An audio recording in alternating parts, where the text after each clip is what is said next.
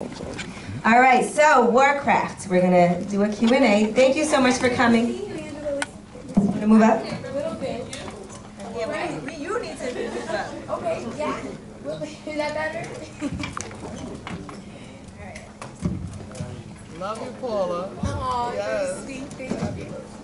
All right, did y'all think Paula Patton did an amazing job, by the way? So when we first saw her come out, I said,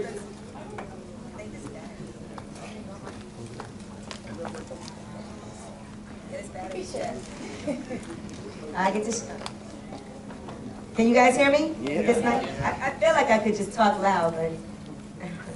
All right, so let's get into it. Warcraft, that's a very popular game amongst millions of people who have played it.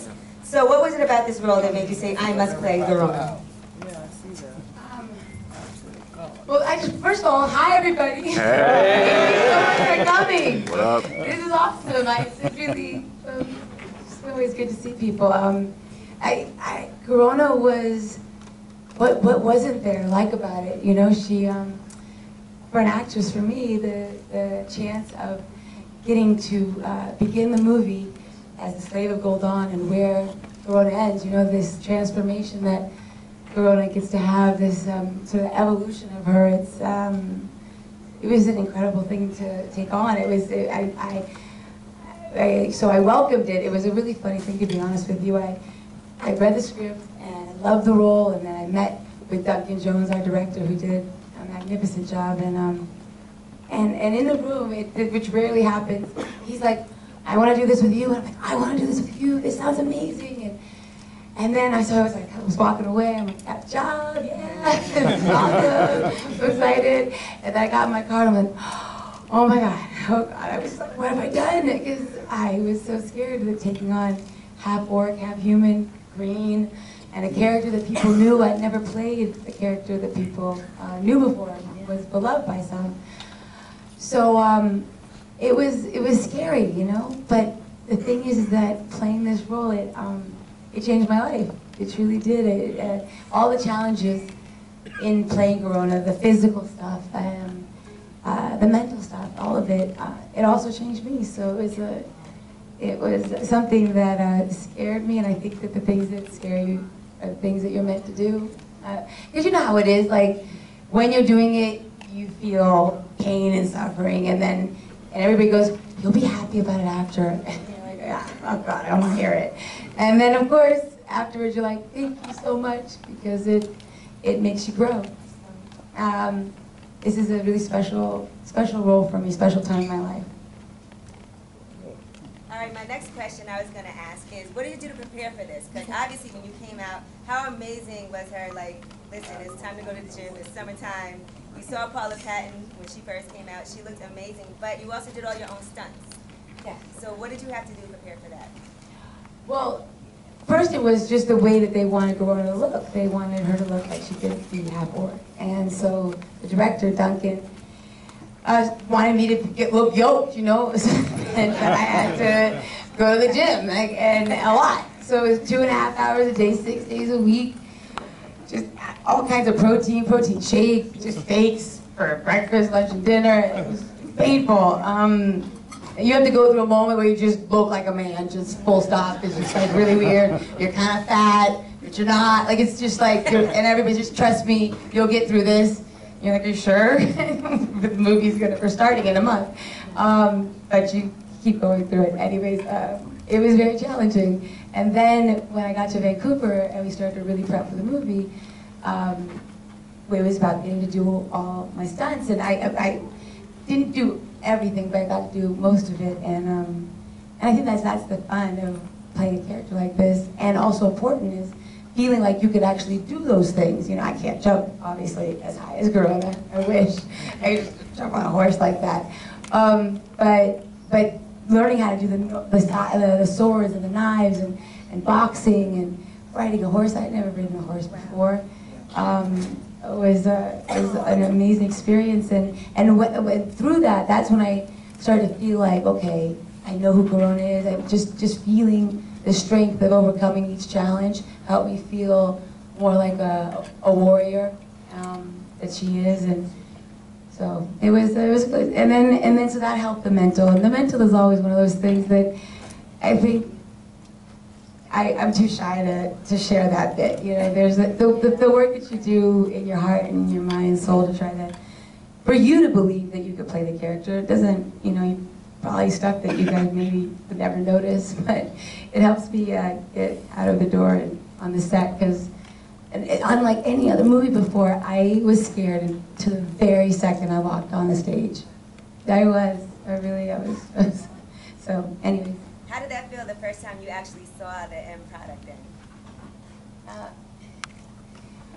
It's a weird thing, because I don't want to, I don't feel like, when I watch it, I don't feel like it's me, so this is an honor to the director, Duncan Jones, and his vision, because you can't know what you're going to be in until you see it like this, and it's really incredible, you know, so I was blown away, quite frankly. I had no idea it could look like that, and the scope of it, it was really incredible, you know, and then I got to see an IMAX, which, I mean, I know I feel like I'm selling hard, but I don't mean to. It's just that, you know, you do something like this, you give 7 months of your life to something, and you sort of take a leap of faith, and it really means that much, and when it turns out well, it'd be hard for me to really lie this much, and I like it. I just am really proud to be part of it, you know.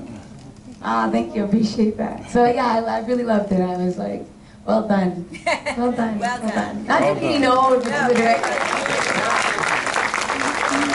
in the beginning of the movie, we see Corona as a victim. She's a captive. But by the end of the movie, we see that you are definitely not a victim. What do you want the audience to take away from your character? Well, we show the movie. You know what? That no matter what life you're born into, you have the ability to change your fate, and that's the real truth. Is that we all have a choice, and that's what's it's unfair in life, but we can't spend much time on it, right? Maybe you can't choose our parents, but you can choose your mind. Set your hopes, your aspirations, and you can change your life if you want to. And there's something in Corona. What it is that her heart is what serves her. It's not her strength or being able to box or anything. It's that her heart gets moved, and because of that, she adjusts and changes. And you see a king see something in her because of that, because she trusts that. And then she ends the movie the way it does, which is quite incredible, you know, from a slave to potentially being the person that may be the bridge between orcs and humans and bring peace. Feels like a part 2 coming, doesn't it, right? Maybe I would love to do it. It's in the people's hands now. It's ticket sales. It's math now, quite frankly. Let's be honest. We all want to do it, but. Well, listen, there's ticket sales in China, by the way. The numbers for China were amazing. It broke like every record in China, so I can't imagine that they wouldn't do that. But now let's talk about Garona. She's half human and half orc. Now, for yourself, you're biracial also. Do you see any parallels between your character and your own life? See, that's the hard thing. You know, my mind has been changing recently about a lot of things, but my whole life I hated that idea of biracial. I found it so offensive, because oftentimes when people would say that, it was a way to sort of disassociate themselves with being black, which we all know is a struggle in life. And so my mom, who's white, but she didn't, and my dad too, but my mom really, she's like, no, you're black, and it's the world, there's no other box to check off. You're black, and I always thought of myself that way, and I really didn't like that idea because of what I'd seen in people do and behave. And now the thing is that my mind is changing in this way that we all have so many different cultural backgrounds, right? And it depends on where your heart space is at. And my mom is a part of who I am. She is, you know, and she is white, for sure. She's got blonde hair. So I thought to myself, I don't really know how I feel about this. What does this mean? Because can we finally get to a place where these things don't matter? I see these young people today, and everything's changing, you know, like gender importance, sexuality. I mean, it's really like, really surprising how fast these lines are getting blended, and the really young kids don't care about these things. And I think this what this movie is trying to say is, somehow you're watching Orcs and Humans, and for the first time I've ever seen a movie where you like a different being than a human, right? And that you feel compassion for the orcs and for the humans. And I think what that's saying is that, you know, it's about the soul, right? It's about get past the tusk, get past the green. People love, feel pain, anger, all of it the same. And we need to get to a place where we appreciate our traditions, our culture, because that's special, everything that makes us different. But it's been so divisive, and could we like imagine a world where we like had, don't get me, it's been a long day, and I'm an emotional girl. But I mean, I really mean this, like what would that be to like bring people together and truly like feel like you're just part of humanity? I mean, I know that's a grand, crazy thing in our world, but it's something to aspire to, I think, you know? And then I'll tell you, yeah, you know, you don't always feel like you fit in, you know, all the time, you know, especially if you're a white mom and a black dad, so life is a little bit different, but I guess I never really focused on it. But I think that everybody can relate to this feeling, I mean, not everyone, but a lot of people not feeling like you belong in some way or another. And that, I think that's what Corona speaks to. And so I don't know, so that's my story. I've been thinking about how I was going to answer the truth. That was a great answer. Now let's talk about, you said that you feel like you're a different person after doing this movie. In what ways would you say you're a different person? Like, what are some things that you took away from this just for your own personal? It's funny. I'm a talker. I'm just gonna go with it, guys. So I was driving in the car, and my best girl here, right here. Anyway, I remember we were doing all these makeup tests for this role, and I was scared to death, right? Like I was like the Wicked Witch of the West. I looked crazy, and I was in this bathroom, and I was like, oh my God, I don't know. And she's like, girl, either you go in or not. Like, go 100 or not. Like, just do this, right? I'll never forget the way she encouraged me to do this role, because it scared. I was doing 2-a-day workouts at one point. I was hungry. I was going through some my own emotional stuff in my own personal life. And I was like, and now I'm a creature? What does that mean? I don't understand. Where is my career gone? I'm just confused. And then when I embraced it, it was like giving yourself over to something where you just like, you know, like having faith, right? And just like you just take it one day at a time. And I said, I'm gonna do this, I'm gonna give it a go. So every time I got through the wedding challenge and you got to another challenge and you accomplished it, it started to change me, and it strengthened me. And I mean, during this movie, I got separated from my husband. We're divorced now, but it's all good. That's life. That happens. It's with all love. But certainly, I can't look back at this and not think that it was a time to change my life, because it did. You know, since then, so much has happened, but that will always be the thing, that moment that you remember that the turning point happened.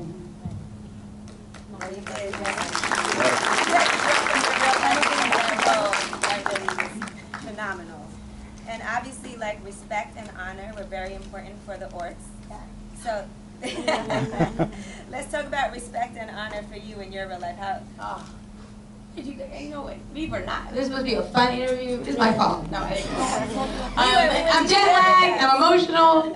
But this movie, yes, respect and honor are very important. Obviously, I'm sure everybody would say that.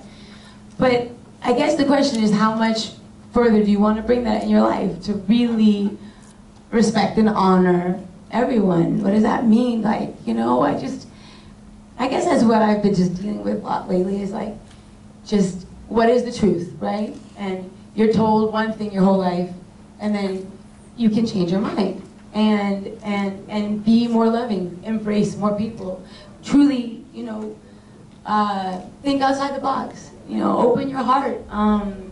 And then respect and honor means something else, because I think everybody would say, oh, I respect and honor, but I guess I challenge myself, and I would challenge people to push that boundary to things that, and people that you normally wouldn't, you know. Listen, if you can't trust your own guardian, who can you trust, right? In the movie. All right, now, despite the fact that Garona's life was filled with sorrow and pain, and by the way, your name did mean cursed in the Orc language, which you didn't seem cursed at all in the movie, though, I have to say.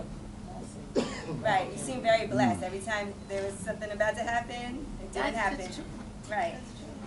You're still a warrior in the movie, the character. Now, that's a powerful I message. have to stop because, you know what, that's really interesting because, you know what, that's not the name she gave herself. Right. That's something to think about. That was a name given to her, and she, what did you say? I said because she was half human. Yeah, but that's why, you know, that's, yes, and I think that that's the thing, is that somebody gave her that name. That's not the name she chose for herself. So you can choose your own name, right? And you can choose not to be a victim. You can choose not to be cursed and not to give over to it. Now, it's going to be much more challenging when they just call you cursed at the beginning. We all know that. But you know, anyways, yes, I think it's a powerful thing to think about. But you can't defy what you've been defined as by other people. Yeah. And so what do you, that's a powerful message for our youth that's growing up in rough circumstances today. So what, away from this whole entire movie, is the message that you think viewers should take, especially our youth? This is what I think is exciting about this film. This is what, I loved movies since I was a little girl, and I loved playing make-believe. That was my favorite game growing up. And I always thought the best movies were the movies that you fully escape, you got the full escape, right? Because that's what I really think art's meant to do. Art's function in society is to give people a breath and a release from their life.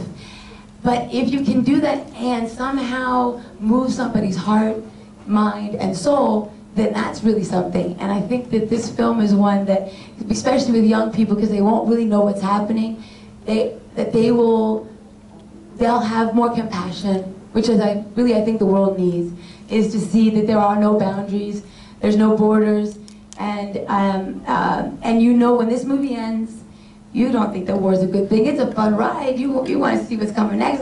You know, we're all in for the drama and the thrill, but you can't help but say war does damage and takes lives and creates tragedy. So in that, what is the opposite of that? How do you not have war? You have to have compassion, and you have to have love. And I know I'm old softy that way. I love love. I really believe in that. I just think that it's always the answer. Love after war.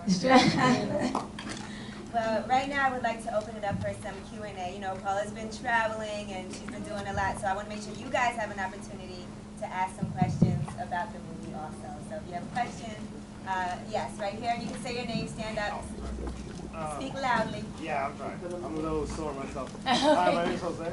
Hi, Jose. I actually met, oh, sorry. Hello? Oh. So I actually met Duncan Jones in Boston at he had like a Q&A for the movie as well, as a big gamer. My question, what do you play in the video game? Because there's always there's crazy so names. many. Hey, Blood Elf. It was one of those Yes, things I that mean. when I answered, everyone attacks. Okay, forget it. Okay. Don't tell me. Go tell. Okay. No, See, open your heart. basically a simple question I asked Duncan is the same question I asked you. Can I take a selfie? Of course. Of course. No, come on. Don't do that. Don't everybody do that now. I'm an actual Oh, gamer. it's all good. Whatever. You know what? We're here now. Let's have some fun. I'm not I nowhere to go but to bed, and that doesn't sound like fun. Let's do it. So, That is know what's going on. Okay, cool. Oh, yes, your question, sir. It was kind of hinted at in the movie that maybe Medivh was your father. Was that supposed to be Or is that going to be a popular story in other movies, or is that true, or do you know? I can't answer any of those questions. I don't like to lie, so I can't answer any of those questions. I don't know. We'll see. We'll see.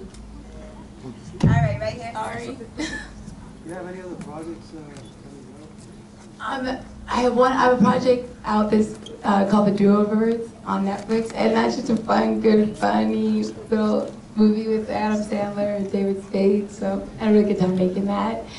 And I don't know what's next, to be honest with you. You know, I'm trying this out, and I'm not saying I'm succeeding, but this just like I'm enjoying this moment, and also trying to create the opportunities that I want for myself. So, and I'm one of those people that I don't think you should say something unless it's actually real. So I'm not going to tell you that I have a production company until you actually see it in the theaters, and it happens. so yeah, I'm trying. I want to do that. I want to produce films and not just for myself but for others. And so we'll see what happens. Yeah. Okay, right here.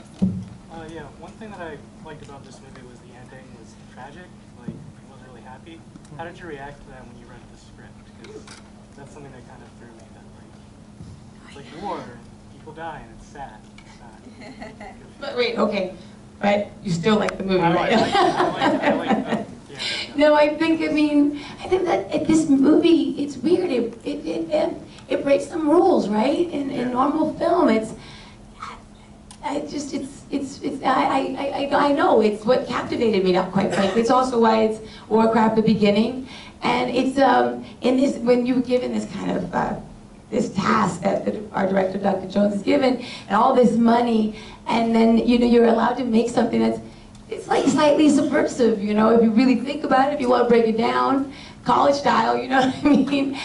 So I like that about it. I thought it was really intriguing, and of course, I really hope that we get to explore this further. And hopefully there's a happy ending, Okay, yeah, lady right here. Yes. Yes, speaking of like how you see you have the program on Netflix and coming from romantic comedies, what was it about this film that pushed you to kind of go outside of the box that you kind of were in, where it was romantic comedies and lighthearted projects, where now you're doing action and, really serious,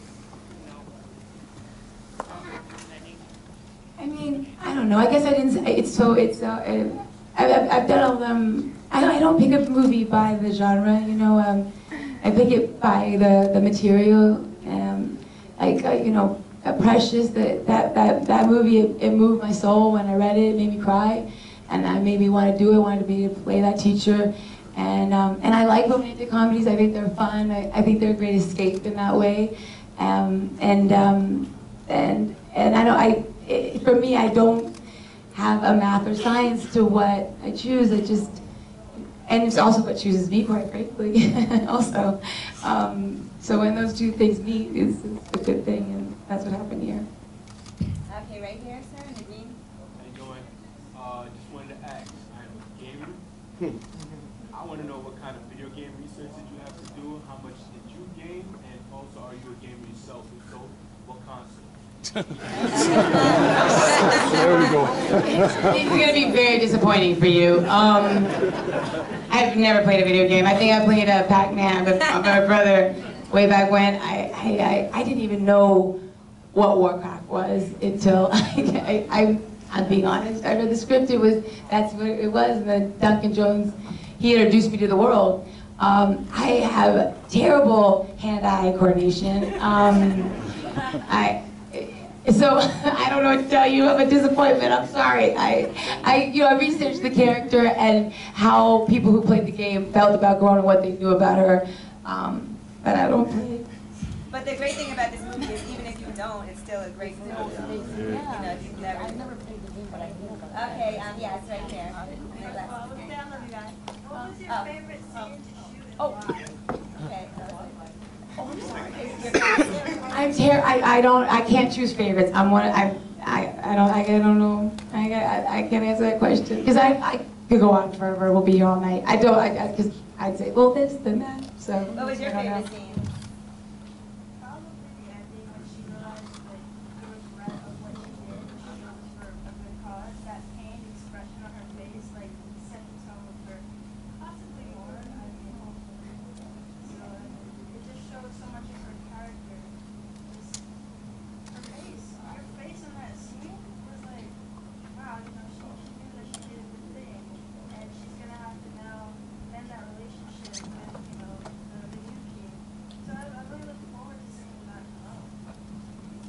Okay, I love you.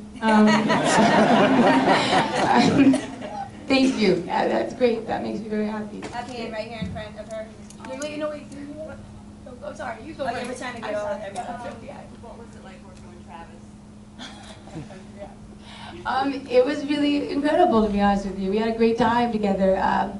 He was one of those people you meet in your life. It was really odd. I don't know. I've said it before.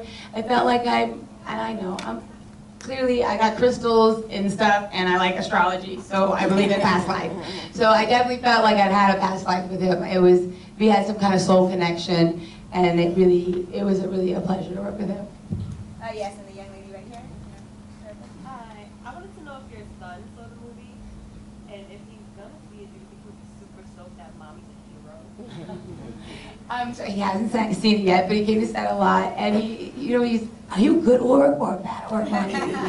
and I think, you know what, I think I will let him see it, because I think he can handle it, and I think it'll be interesting to hear his opinion. He always surprises me. But you know what, I always try to, because it's hard when you go on these journeys and you have to be away, and I would be like, okay, mommy's at war, we just gotta do this. We do the countdown, 5 more weeks. Okay, mommy. I'm like, mommy, we're gonna be gone, and we just do this together.